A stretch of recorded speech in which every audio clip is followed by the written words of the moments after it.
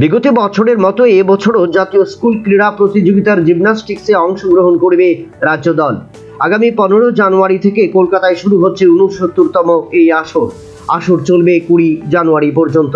জাতীয় স্তরের এই আসরে অংশগ্রহণের জন্য অনূর্ধ্ব 14, 17 এবং 19 বিভাগের দল জোর প্রস্তুতি শুরু করে দিয়েছে NSRCC-তে।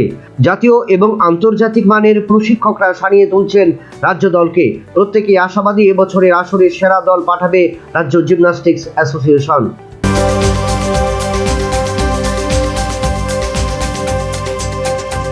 জাতীয় সিনিয়র বাস্কেটবল প্রতিযোগিতায় চরম ব্যর্থ ছেলে ও মেয়েদের রাজ্য দল।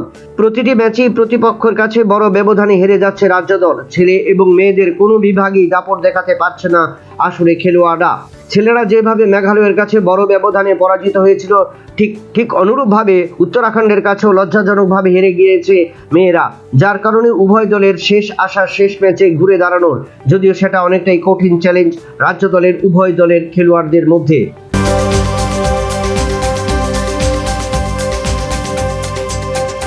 টি-20 বিশ্বকাপ খেলতে ভারতে আসবে না বাংলাদেশ। নিরাপত্তার অজুহাত দিয়ে পার পেতে চেয়েছিল বাংলাদেশ ক্রিকেট দল। তার জবাব দিল ICC, যার কারণে চাপে পড়ে মাথা নত করতে হলো বাংলাদেশ ক্রিকেট বোর্ডকে। ভারতে না আসলে পয়েন্ট কাটা হবে বাংলাদেশের, তাই অবশেষে গঠনমূলক আলোচনার দাবি জানালো বাংলাদেশ ক্রিকেট বোর্ড। এখন দেখার বিষয় BCCI, BCB এবং ICC-র মধ্যে বৈঠকের পর কোন সমাধান সূত্র বেরিয়ে আসে এই আসরের জন্য।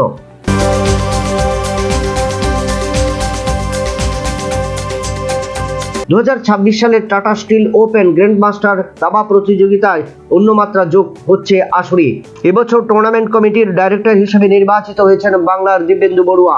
অন্যদিকে দীর্ঘ 6 বছর পর পুনরায় এই আসরে নামছেন গ্র্যান্ডমাস্টার বিশ্বনাথন আনন্দ। শুধু তাই নয়, 19 বছরের রাশিয়ার ভালুদার মিরজিনিকেও দেখা যাবে এই আসরে। এর আগে 2020 সালে শেষবারের মতো অংশ নিয়েছিলেন বিশ্বনাথন আনন্দ। তবে এবার এই আসরে আনন্দ ছাড়াও প্রজ্ঞানন্দ, বি কুকের সহ আন্তর্জাতিক দাবাড়ুরা অংশগ্রহণ করবেন। Bureau report, news vanguard.